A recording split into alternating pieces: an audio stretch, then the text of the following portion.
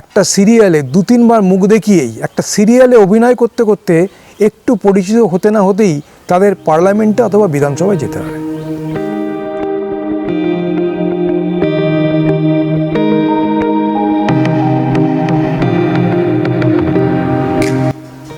এর আগের চ্যাপ্টারটায়, এর আগের এপিসোডটায় আমি বললাম যে ব্লাইন্ড ফলোয়িং, অন্ধ অনুগামী সৃষ্টির যে উদ্যোগ, যে সক্রিয় অ্যাকশন প্রত্যেকটা পলিটিক্যাল পার্টির, এমনকি নন পার্টি পলিটিক্যাল অ্যাক্টিভিজম যাদেরকে আমরা বলি, সেখানেও ঠিক একই, মানে উদ্দেশ্যটা হয়তো আলাদা থাকে। নন পার্টি পলিটিক্যাল অ্যাক্টিভিজমের ক্ষেত্রে রাষ্ট্র ক্ষমতা দখল করার কোনো প্রশ্ন ওঠে না। অ্যাক্টিভিস্ট মুভমেন্ট আমরা তাদেরকে বলি। একটা সময় ভারতবর্ষে অ্যাক্টিভিস্ট মুভমেন্টের যথেষ্ট জোর ছিল। সেদিনকার কথা মনে পড়ে, মেধা পাটকারের নর্মদা বাঁচাও আন্দোলনকে খুবই অগণতান্ত্রিক উপায়ে দমন করা হয়েছিল, কিন্তু নর্মদা বাঁচাও আন্দোলন সারা ভারতবর্ষে পরিবেশ আন্দোলনের ক্ষেত্রে একটা মুখ্য ভূমিকা নিয়েছিল। ঠিক তেমনি অরুণা রায়, তারা আন্দোলন করেছিলেন তথ্যের অধিকার আইনকে চালু করার জন্য। এরকম বড় ছোট মাঝারি বহু নন পার্টি পলিটিক্যাল অ্যাক্টিভিস্ট মুভমেন্ট তখনও ছিল, এখনও চলছে। কিন্তু যখনই পলিটিক্যাল পার্টিদের ক্ষেত্রে আসি, তখনই কিন্তু ব্লাইন্ড ফলোয়ার তৈরি করা, অন্ধ অনুগামী তৈরি করা ছাড়া এদের যেন আর কোনো এজেন্ডাই নেই। মানে এটাকেই এরা গণতন্ত্র মনে করে। একদিকে গণতন্ত্রের কথা বলবে, আর একদিকে কত হাজার হাজার লক্ষ লক্ষ অন্ধ অনুগামী সৃষ্টি করতে সক্ষম হয় তার প্রচেষ্টা চালিয়ে যাবে। এবং সেই অনুগামী সৃষ্টি করার ক্ষেত্রে বল প্রয়োগ করা, ভয় দেখানো, রাজনৈতিক হিংসা করা, এসব কিছু চলবে, পাশাপাশি গণতন্ত্রও চলবে। এই যে দুটো জিনিস একসঙ্গে চলতে পারে না, সেইটা ব্যাপারে একটু দৃষ্টি আকর্ষণ করার চেষ্টা করেছিলাম। আর সেই সঙ্গে সঙ্গে বলেছিলাম যে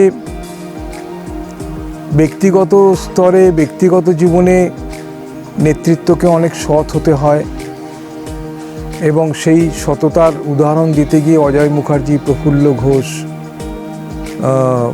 বিধানচন্দ্র রায়, প্রফুল্লচন্দ্র সেন, এদের কথা এনেছিলাম। কিন্তু একথা ঠিক যে প্রফুল্লচন্দ্র সেন, অতুল্য ঘোষ এরা নিজেরা সৎ হলেও এদের দলের সবাই সৎ ছিল না। বুদ্ধদেব ভট্টাচার্য, বিমান বোস, অনিল বিশ্বাস বা প্রমোদ দাশগুপ্তরা সৎ ছিলেন বলে দলের সবাই সৎ ছিল না। কাজেই সততার প্রশ্নে, আর্থিক সততা, রাজনৈতিক সততার প্রশ্নে কেবলমাত্র নেতৃত্ব নয়, সমগ্র পার্টিটাকেই একটা সৎ হওয়ার রাজনৈতিক সংগ্রাম করতে হবে। এবং এই সৎ হওয়ার রাজনৈতিক সংগ্রামটা কিন্তু, তাকে আমি বলি ইন্টারনাল রেভলিউশন, অর্থাৎ অন্তর্জগতে যুদ্ধ ঘোষণা করা। আমার ভিতরে যে ভাইসেসগুলো রয়েছে, আমার ভিতরে যে অপ্রেসারটা রয়েছে, আমার ভিতরের যে লোভী স্বার্থপর মানুষটা রয়েছে, তার বিরুদ্ধে লড়তে হবে। আমারই মধ্যে যে মানবিকতা রয়েছে, আমারই মধ্যে যে প্রেমিক মানুষটা রয়েছে, তাকে সংঘর্ষে নামতে হবে সরাসরি এই অপ্রেসারগুলোর বিরুদ্ধে। এবং এই লড়াইটা নিজের মধ্যে হবে। অন্তর্জগতে যুদ্ধ ঘোষণা করা, যে যুদ্ধটা অনেক কঠিন। We must declare war inside us. এবং আমাদের মধ্যে এই যুদ্ধে যত আমরা জয়ী হব, বাস্তব জীবনে, রাজনৈতিক জীবনে তার এক ইম্প্যাক্ট, অসাধারণ ইম্প্যাক্ট পড়বে। এবং বাহ্যিক রাজনৈতিক জীবনটা ঠিক ততটাই পরিচ্ছন্ন হয়ে উঠবে যতটা পরিচ্ছন্ন হতে থাকবে আমাদের অন্তর্জগৎটা। এইটাকে কখনোই, এমনকি মার্ক্সবাদীরাও খুব সিরিয়াসলি নেয়নি, এবং তারা মনে করেছে এটা একটা ভাববাদী কথা। তারা মনে করেছে যে এসব ইন্ডিভিজুয়াল লেভেলে চেঞ্জের কথা পরে হবে, আগে কালেকটিভটা চেঞ্জ হোক, একটা কালেকটিভ লেভেলে চেঞ্জ হোক। হ্যাঁ, সেইটা চেঞ্জ হলেই অটোমেটিক্যালি ইকোনমিক ইনফ্রাস্ট্রাকচারটা চেঞ্জ হয়ে গেলেই, আর্থিক ধাঁচাটা পরিবর্তন হয়ে গেলেই অন্যান্য সুপারস্ট্রাকচারগুলো তো অটোমেটিক্যালি চেঞ্জ হয়ে যাবে। আর এইসব অন্তর্জগতের বিপ্লবের কথাবার্তাগুলো এগুলো খুবই অপ্রাসঙ্গিক। এইরকমই একটা দৃষ্টিভঙ্গি থেকে পুরো জিনিসটাকে দেখা হয়েছে। অ্যাজ এ রেজাল্ট আমরা কী দেখেছি? আমরা দেখেছি যখন পাওয়ারে ছিল না, কাঁধে একটা সাইড ব্যাগ নিয়ে হাওয়াই চটি পরে কলেজ স্ট্রিট পাড়া কাঁপিয়ে দিত। গ্রামে গ্রামে জেলায় জেলায় আমরা শুনতাম যে কমিউনিস্টরা খুব সৎ। ব্যাস ৭৭ থেকে ২০১১-র মধ্যে সবাই বুঝে গেল যে যায় লঙ্কায় সে হয় রাবণ। তো এইগুলো পুরোটাই ঘটলো, কিন্তু আসলে আমাদের অন্তর্জগতের বিপ্লবটাকে আমরা একটা গুরুত্বহীন বলে অভিহিত করেছি এবং আমরা মনে করেছি আমরা যে অবস্থাতেই থাকি না কেন, আমাদের মনে যত স্বার্থপরতা, যত হিংসা, যত কুসংস্কার, যত ঈর্ষা থাকুক না কেন, আমরা বাইরেটাকে পরিবর্তন করে দিতে পারবো, হুইচ ইজ ইম্পসিবল। আজকে ডেমোক্রেসি ম্যাচিওর না করার একটা প্রধান কারণও কিন্তু এইটা। এখন আজকে যে ব্লাইন্ড ফলোয়িংয়ের কথা আমরা বলছি, দেখুন এটা কী পর্যায়ে চলে যায় যখন একটা পাওয়ার, একটা শক্তি যখন চেষ্টা করে যে আমার অন্ধ অনুগামী তৈরি করা হবে, তখন স্বাভাবিকভাবে সে সমালোচনাকে অ্যালাউ করবে না। যে কোনো রকমের ক্রিটিসিজম তার কাছে অসহ্য মনে হবে, কেননা সে অন্ধ অনুগামী সৃষ্টি করতে চায়। এবং যারা অনুগামী হয় তাদের মধ্যে বুদ্ধি থাকলেও তারা জানে যে ক্ষমতার প্রসাদ পেতে গেলে এসব সমালোচনা চলে না। আমরা তখন ছোট, মরিচঝাপিতে একটা গণহত্যা হয়েছিল এবং সেই মরিচঝাপি গণহত্যায় কারা মারা গিয়েছিল? সমাজের প্রান্তিক শ্রেণীর মানুষরা। সে সময় আমরা সবেমাত্র, মানে ছোট ইন দ্য সেন্স আমরা তরুণ, তখন কলেজে এসেছি সবে, কিন্তু একজনও শিল্পী বুদ্ধিজীবীকে দেখা যায়নি যে মরিচঝাপি হত্যাকাণ্ডের নিন্দা করতে। কারণ পাওয়ার, ক্ষমতার অলিন্দে ঢুকে ক্ষমতার স্বাদ একবার যদি পেয়ে যায়, তখন সেখান থেকে আর সহজে বেরোনো সম্ভব হয় না। বিজন সেতুর ওপরে আনন্দমার্গী সন্ন্যাসীদের দিনের বেলা জীবন্ত পুড়িয়ে মারা হলো, হত্যা করে তাদের বডিগুলো পুড়িয়ে দেওয়া হলো। আনন্দমার্গীদের সম্বন্ধে আমি কিছুই জানি না। তারা ডাকাতও হতে পারে, দেশদ্রোহীও হতে পারে, আমার কোনো ধারণা নেই। আবার তারা কোনো ধর্মীয় গোষ্ঠীও হতে পারে। অ্যাবসলিউটলি আমার আনন্দমার্গীদের সম্বন্ধে কোনো ধারণা নেই। কিন্তু তারা যদি ক্রিমিনাল হয়ে থাকে, পুলিশ কী করছিল? তাদেরকে গ্রেপ্তার করে তাদের কর্মকাণ্ডকে স্তব্ধ করে দিয়ে মানুষকে বোঝানো যেত যে এই আনন্দমার্গীরা দেশের শত্রু।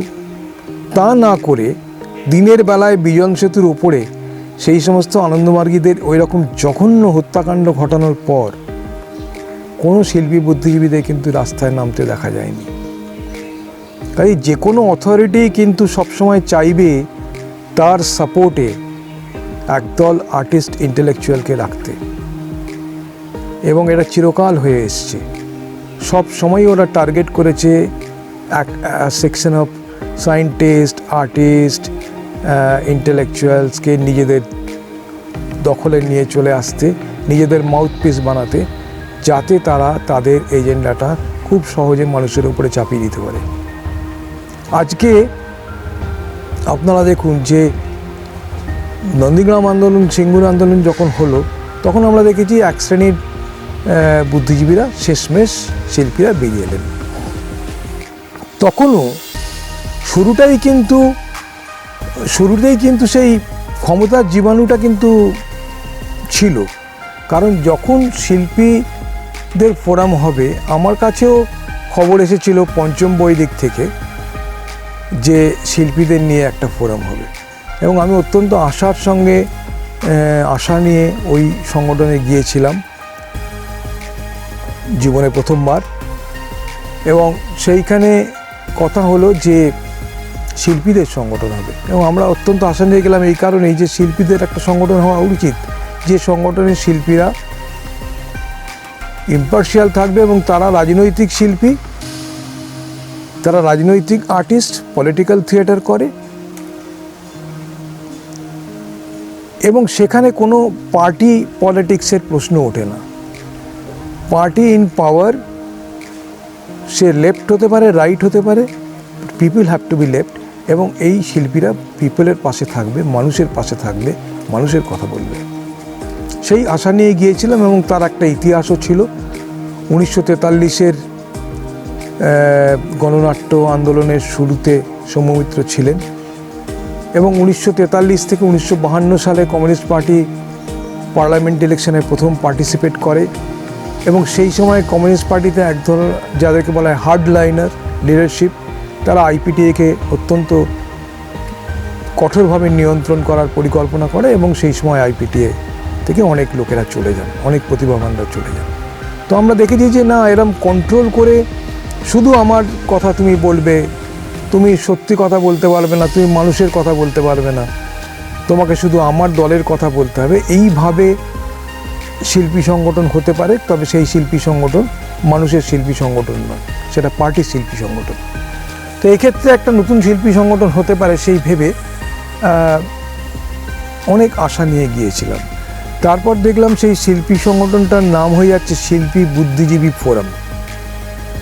তো একদিন আমার সঙ্গে মাননীয় ডক্টর তরুণ সান্যালের বাড়িতে একদিন কথা হচ্ছিল এবং সেইখানে আমি বললাম যে বুদ্ধিজীবী কথাটা আপনারা কেন বলছেন? আমি তো 30 বছরের মতন গ্রামে কাজ করেছি, 25-30 বছর আমার গ্রামে কাজ করার অভিজ্ঞতা। আমার জীবনে যা কিছু উল্লেখযোগ্য শিক্ষা সেটা গ্রামীণ মানুষদের থেকেই। তাদের প্রবাদ, কথায় কথায় তাদের ছোট গল্প, কথায় কথায় তাদের ঠাট্টা ইয়ার্কি, সেগুলোও এমনকি অনেক জটিল দার্শনিক সমস্যার সমাধান ইঙ্গিত করে। তো তারা, গ্রামের মানুষরা basically intellectual, every individual is essentially intellectual. বিবেকানন্দকে এই কারণেই আমার এত বেশি শ্রদ্ধা, তিনি মানুষকে ইন্টেলেকচুয়াল দেখেছেন। এবং ঘটনা যেটা, যে মানুষগুলো যে ইন্টেলেকচুয়াল তা শুধু জানে না। আপনি বুদ্ধিজীবী ফোরামে আমি বললাম যে আপনারা ইন্টেলেকচুয়াল, আপনারা এটা জানেন, গ্রামের মানুষরা ইন্টেলেকচুয়াল, গ্রামের মানুষরা সেটা জানে না। কাজে আমাদের শিল্পীদের কাজ হচ্ছে গ্রামের মানুষদেরকে সাহায্য করা, যাতে তারা তাদের অ্যাকচুয়াল সত্তাটাকে, আসল সত্তাটাকে আবিষ্কার করতে পারে, যাতে তারা আবিষ্কার করতে পারে তাদের মধ্যেকার এই বুদ্ধিজীবী সত্তাটাকে, যা দিয়ে তারা বিচার বিশ্লেষণ করতে সক্ষম হবে। সেইখানেই গণতন্ত্রের প্রতিষ্ঠা। আজকে যদি আপনি বুদ্ধিজীবী নাম করে মানুষের কাছে যান, খুব স্বাভাবিকভাবেই আপনি একটা হায়ারার্কি তৈরি করছেন, আপনি একটা কালচার, আপনি একটা মেসেজ দিচ্ছেন যে তোমরা বুদ্ধিজীবী নয়, আমরা বুদ্ধিজীবী। এইখানেই কিন্তু গণতন্ত্রের সর্বনাশ হয়ে যাচ্ছে। এটা কিন্তু কোনো গণতান্ত্রিক অ্যাপ্রোচ হতে পারে না। কিন্তু আমার মতন ছোট মানুষের কথা শুনবার মতন এবং শুনে সেটাকে নিয়ে ভাববার মতন সময় তাদের ছিল না। ফলে তারা পরবর্তীকালে আমরা দেখতে পাই পশ্চিমবঙ্গে শিল্পী এবং বুদ্ধিজীবী ফোরাম, তার উদ্ভব। অ্যান্ড অ্যাজ এ রেজাল্ট কী হলো? যারা নিজেদেরকে বুদ্ধিজীবী ছাড়া ভাবতে পারে না, যারা ক্ষমতার বৃত্তে এত বেশি স্বচ্ছন্দ, তারা স্বাভাবিকভাবেই পরবর্তী সরকারের খুব কাছের মানুষ হয়ে উঠবে। এক ক্ষমতার অলিন্দ থেকে আবার একই ক্ষমতার অলিন্দ, খালি লোকটা বদলে গেছে। এবং সেইখানে গিয়ে স্বাভাবিকভাবেই যে কারণের প্রতিবাদ করা উচিত, যে কারণগুলো পুরনোকে পরিবর্তনের দিকে আমাদের ঠেলেছিল, পরিবর্তনের দিকে আমাদের প্রেরিত করেছিল, সেই সমস্ত কারণগুলো যখন আবার ঘটতে থাকছে, তার পুনরাবৃত্তি হচ্ছে, তারা কেউ কোনো কথা বলছেন না। অবশেষে অনেকে চুপচাপ হয়ে গিয়েছেন। কিন্তু এই যে কালচারটা আমরা তৈরি করে গেলাম, যে শিল্পীদের, সাংস্কৃতিক কর্মীদের, বুদ্ধিজীবীদের একটা জীবনের লক্ষ্য হওয়া উচিত যে ক্ষমতার অলিন্দে যাওয়া, ক্ষমতার অলিন্দে যাওয়ার মধ্যে দিয়ে সাফল্য, সার্থকতা ইত্যাদি সব কিছু নির্ভর করছে। এটাকে একটা ভালো এক্সাম্পল আমরা সেট করলাম। এক তো নিজেরা 50 বছর থিয়েটার করেও 50টা নাট্যকর্মী তৈরি করতে পেরেছে কিনা নিজের দিকে তাকিয়ে প্রশ্ন করে উত্তর দিতে পারবো না। অন্যদিকে এমন একটা এক্সাম্পল সেট করলাম যে এক্সাম্পলটা হচ্ছে শিল্পী সাহিত্যিকরা সবসময় ক্ষমতার আশপাশে ঘুরঘুর করবে। শিল্পী, নাট্যকর্মী, বুদ্ধিজীবীরা ক্ষমতার আশপাশে ঘুরঘুর করবে। কোনো নাম বলতে চাই না, পশ্চিমবঙ্গের মানুষ এটা বুঝতে পেরে গেছে। এবং আজকে খুব মধ্যমানের থিয়েটার কর্মীরাও তাদের একটাই লক্ষ্য যে ক্ষমতার আশপাশে গিয়ে ঘুরঘুর করা। তাহলে তারা কখন মানুষের কথা বলবে? মানুষের কথা বলতে গেলে তো ক্ষমতা চটে যায়, ক্ষমতার কাছে থাকতে গেলে তো মানুষের কথা বলা যায় না। তাহলে থিয়েটারের বিকাশ হবে কি করে? শিল্পের বিকাশ হবে কি করে? কথায় কথায় তো আমি মায়াকোভস্কি কিংবা পিকাসোর নাম উচ্চারণ করে বক্তৃতা দিলে হবে না। সেটা তো মস্তিষ্কে কিছু ইনফরমেশন। আসলে আমি কি করছি, আসলে আমার উপলব্ধি আমাকে কোথায় নিয়ে যাচ্ছে, সেটার উপরই নির্ভর করছে মানুষ আমার কত কাছে আসবে, মানুষের আমি কত কাছে যেতে পারবো। এবং সংকটটা সেখানে দাঁড়িয়ে রয়েছে।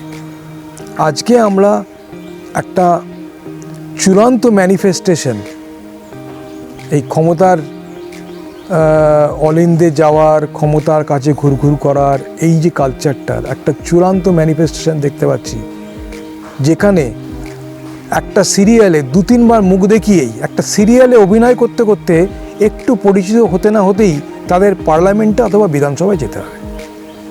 আমি এখানেও নাম বলবো না। আমরা বাঙালিরা পার্লামেন্টে এইরকম অভিনেত্রীদের, অভিনেতাদের পাঠিয়েছি। এটা তো আজকে একটা বড় প্রশ্ন, এই সমস্ত অভিনেতা অভিনেত্রীদের যোগ্যতাটা কি? আমি যোগ্যতা মানে বিএ, এমএ, ডক্টরেটের কথা বলছি না।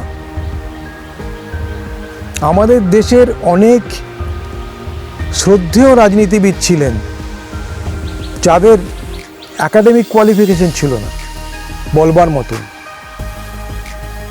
কিন্তু তারা রাজনীতিটা করেছিলেন যোগ্য নেতৃত্বের, যোগ্য নেতা হিসেবে। তাদেরকে নেতা হিসেবে আমরা শ্রদ্ধা করেছি।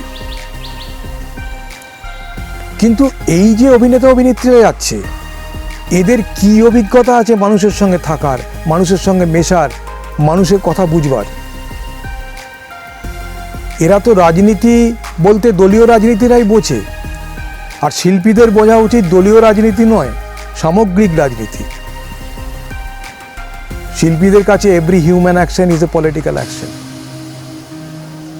শিল্পীদের কাছে একটা ডোমেস্টিক ভায়োলেন্সও একটা রাজনৈতিক ইস্যু, পেট্রিয়ার্কি একটা রাজনৈতিক ইস্যু, পেট্রিয়ার্কাল অপারেশন একটা রাজনৈতিক ইস্যু।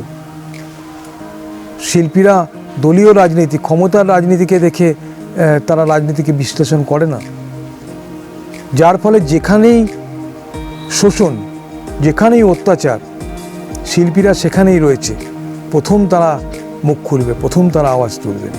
তো সেই রাজনীতি তো দলীয় রাজনীতির মধ্যে গিয়ে করা সম্ভব না। দলীয় রাজনীতি করা মানে তো তুমি শুধু হাত তুলবে। এবং যে মানুষগুলোর ন্যূনতম অভিজ্ঞতা নেই মানুষের পাশে থাকার, মানুষের সঙ্গে কাজ করার, তারা শুধুমাত্র একটু অভিনয় করার সুবাদে তাদেরকে রাজনীতিতে নিয়ে আসা হচ্ছে। কেন? Star culture. লোকেদের সামনে দেখানো হচ্ছে দেখো স্টার, অর্থাৎ লোকেরা ভোট দেবে কাকে? স্টারকে। লোকেরা কোনো আইডিওলজি, লোকেরা কোনো রাজনৈতিক কর্মসূচি, লোকেরা কোনো রাজনৈতিক আদর্শকে সম্বল করে কিন্তু এই ভোট যুদ্ধে আসবে না। লোকেরা ভোট যুদ্ধে আসবে কিসে, কি দেখে? না স্টার দেখে। তাহলে আমি একদিকে স্টার কালচার প্রমোট করব, পলিটিক্যাল আইডিওলজিকে ডাইলিউট করে দেবো, আবার অন্যদিকে বলবো আমরা গণতন্ত্র প্রতিষ্ঠা করতে চাই। ওরা অগণতান্ত্রিক, ওরা ফ্যাসিস্ট, আমরা গণতান্ত্রিক, আমরা মানবিক। তাহলে এই স্টার প্রমোশন কেন? যারা মাঠে ঘাটে কাজ করছে, মানুষের মধ্যে কাজ করছে, মানুষের কথা বোঝে, তাদের মধ্যে থেকে কি নেতৃত্ব নেই? তাদেরকে দিয়ে কি, তাদের মধ্যে থেকে কি এমএলএ এমপি হতে পারে না? তাদের মধ্যে থেকেই তো এমএলএ এমপি হওয়া উচিত। কিন্তু তবু আমরা স্টারদের নিয়ে আসবো, ক্রিকেটারদের নিয়ে আসবো, কেন নিয়ে আসবো না, মানুষের মধ্যে যাতে এই রাজনৈতিক চিন্তা ভাবনা, বিশ্লেষণ, সমাজ চিন্তা এগুলো না আসে, ওগুলোকে ডাইলিউট করে দাও, স্টার কালচারের দিকে নিয়ে যাও। অর্থাৎ তারা অন্ধ অনুগামীর মতন ভোটেও তাদের স্টারকে নির্বাচিত করবে। সেখানে ডেমোক্রেসি কী করে সাস্টেন করবে? ডেমোক্রেসি সেখানে অস্তিত্ববান হয়ে উঠবে কিভাবে? এই প্রশ্নটা আজকে আমাদের খুব জোরদারভাবে করা উচিত। সারা পৃথিবী জুড়েই একটা দক্ষিণপন্থীদের উত্থান লক্ষ্য করা যাচ্ছে, সেটা এমনকি ইউরোপও তার বাইরে নয়। কিন্তু সেখানেও একটা রেফারেন্ডাম কথাটা একটা চালু আছে। মানে বরিস জনসন একটি দক্ষিণপন্থী মানুষ, কিন্তু ব্রেক্সিটের প্রশ্নে কিন্তু একটা রেফারেন্ডাম হলো। স্কটল্যান্ড ইংল্যান্ডের সঙ্গে থাকবে কি থাকবে না একটা রেফারেন্ডাম হলো। একটা গণভোটের কালচার কিন্তু সেখানে আছে। যদিও সেটাকে আমি ডেমোক্রেসি বলবো না পুরোপুরি, সেই অর্থে ইংল্যান্ড একটা আইডিয়াল ডেমোক্রেটিক কান্ট্রি সে কথা আমি বলবো না, কিন্তু সেখানেও কিন্তু যতটুকু গণতন্ত্র আছে তার মধ্যে কিন্তু আমরা এটা লক্ষ্য করতে পারি যে হ্যাঁ, এটা এখানে একটা রেফারেন্ডাম হয়। আমাদের দেশে কিন্তু সেসবের কোনো বালাই নেই কোনো কালেই। যে কোনো বিল আপনি সংখ্যাগরিষ্ঠতার জোরে আইনে পার্লামেন্টে পাস করে দিতে পারেন। একটা সময় আমরা শুনেছিলাম আমরা 235, ওরা 35, আবার এখন শুনি আমরা 303। অর্থাৎ সংখ্যাগরিষ্ঠতার জোরে আমি যা খুশি তাই করে ফেলতে পারি। সেটাও কি গণতন্ত্র? গণতন্ত্রে কি বিরোধী পক্ষের কোনো মর্যাদা নেই? বিরোধী মত, বিরোধী এমপি বা এমএলএ সংখ্যা যতই নগণ্য হোক, সংখ্যা দিয়ে আমি সেটা বিচার করব, মত দিয়ে নয়। আমি গায়ের জোরে, যেহেতু আমার সংখ্যায় আমি বেশি, আমি সব কিছুই পাস করে নেব। তাহলে তো পার্লামেন্ট অ্যাসেম্বলি চালানোর কোনো দরকারই নেই। কারণ যে সংখ্যাগরিষ্ঠ হবে সেই দেশটাকে চালিয়ে দিক, অপোজিশনের কোনো দরকারই নেই। অপোজিশনকে যদি নাম্বার দিয়ে আমাকে অ্যাসেস করতে হয়, তাহলে অপোজিশন যদি কোনো একটা বক্তব্য বলছে, সেই বক্তব্যের গুরুত্ব বিবেচনা করে আমাদের দেশে কখনো কি কোনো সরকার তার সিদ্ধান্ত রোলব্যাক করেছে? কখনো কি কোনো সরকার একবার মানুষের কাছে গেছে জানবার জন্য যে আপনাদের কি মত, আপনারা আমাদের ইলেক্ট করেছেন? কখনোই সেই দৃষ্টিভঙ্গিটাই আমাদের রাজনৈতিক নেতৃত্বের মধ্যে নেই, কোনো পলিটিক্যাল পার্টির লিডারশিপের মধ্যে নেই।